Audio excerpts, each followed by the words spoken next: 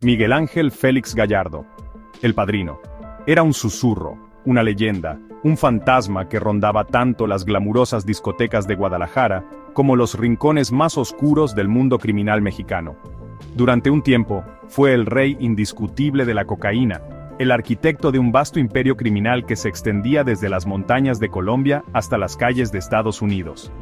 La historia de Félix Gallardo no se trata solo de drogas y violencia, sino de poder, cómo se obtiene, cómo corrompe y cómo, inevitablemente, se escapa. Su reinado marcó un punto de inflexión en la historia del narcotráfico, un cambio de operadores pequeños a cárteles sofisticados que definirían el comercio de narcóticos en las décadas siguientes.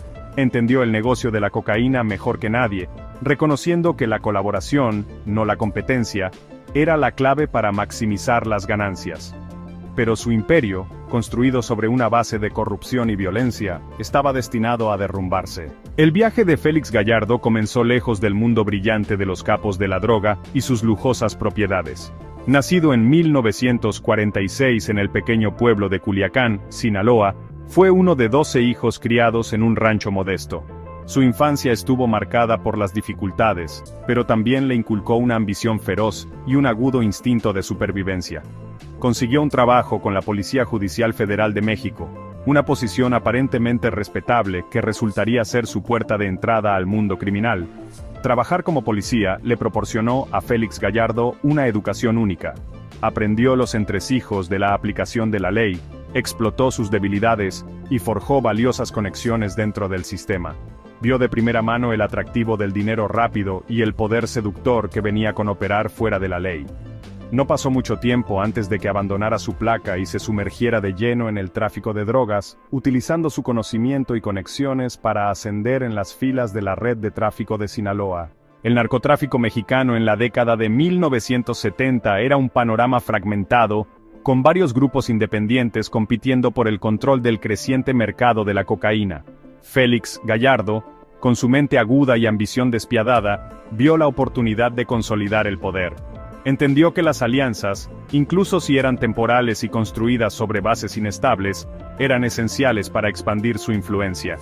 Forjó una asociación estratégica con Rafael Caro Quintero, un traficante astuto y ambicioso que controlaba las plantaciones de marihuana en el estado de Sinaloa. Juntos, acumularon una riqueza y un poder significativos, pero las ambiciones de Félix Gallardo iban mucho más allá de la marihuana. Vio el potencial de la cocaína, una droga que estaba ganando popularidad rápidamente en los Estados Unidos. Para acceder a este lucrativo mercado, necesitaba asegurar un suministro constante desde Colombia.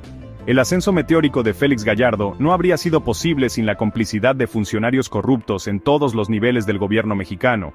Cultivó relaciones con políticos, comandantes de policía y agentes de inteligencia, utilizando una combinación de sobornos, amenazas y promesas de poder para comprar su lealtad.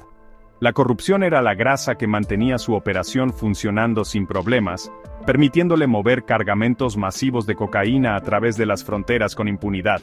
Entendió que la guerra contra las drogas era un juego que podía ser manipulado a su favor. Al corromper a las fuerzas del orden, podía eliminar rivales, proteger sus rutas y mantener una apariencia de legitimidad. Las líneas entre el mundo criminal y el gobierno mexicano se difuminaron, creando un clima de miedo e impunidad que permitió que el imperio de Félix Gallardo floreciera. Con sus alianzas aseguradas y una red de funcionarios corruptos en su bolsillo, Félix Gallardo hizo su movimiento. Orquestó una serie de violentas purgas, eliminando rivales y consolidando su control sobre el tráfico de cocaína. El Cártel de Guadalajara, una formidable alianza de traficantes encabezada por Félix Gallardo, Caro Quintero y Ernesto Fonseca Carrillo, emergió como la fuerza dominante en el mundo criminal mexicano. El Cártel de Guadalajara operaba con una eficiencia despiadada, estableciendo sofisticadas rutas de contrabando y corrompiendo a funcionarios en ambos lados de la frontera. Trabajaron en estrecha colaboración con los productores de cocaína colombianos, transformando a México en el principal punto de tránsito para la cocaína que fluía hacia los Estados Unidos. La visión de Félix Gallardo de una organización de narcotráfico unificada e integrada verticalmente se había convertido en una realidad. El reinado de poder de Félix Gallardo, construido sobre una base de violencia y corrupción, estaba destinado a derrumbarse.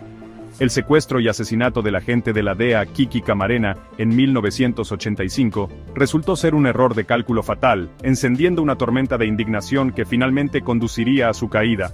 Estados Unidos, furioso por la muerte de uno de los suyos, lanzó la Operación Leyenda, una cacería humana masiva destinada a llevar a los asesinos de Camarena ante la justicia. La presión sobre el gobierno mexicano fue inmensa. Respondieron con una serie de arrestos de alto perfil, desmantelando el cártel de Guadalajara y capturando a sus líderes. Félix Gallardo, una vez considerado intocable, fue arrestado en 1989 y sentenciado a 40 años de prisión. La era del cártel de Guadalajara había terminado. El arresto de Félix Gallardo marcó un punto de inflexión en la guerra contra las drogas en México. El cártel de Guadalajara, una vez una entidad monolítica, se fracturó en grupos regionales más pequeños, cada uno compitiendo por el control de las lucrativas rutas de tráfico. La organización Arellano Félix, el cártel de Tijuana, el cártel de Sinaloa, estos nuevos cárteles, nacidos de las cenizas del imperio de Félix Gallardo, marcaron el comienzo de una era de violencia y brutalidad sin precedentes. El legado de Félix Gallardo es complejo. Fue un hombre de negocios astuto que revolucionó el narcotráfico, pero también un criminal despiadado responsable de innumerables muertes y un inmenso sufrimiento. Su historia es una advertencia, un recordatorio de que la búsqueda del poder, sin control de la moral o del Estado de Derecho, finalmente conduce a la destrucción. Su imperio puede haberse derrumbado, pero las semillas de violencia y corrupción que sembró continúan plagando a México hasta el día de hoy.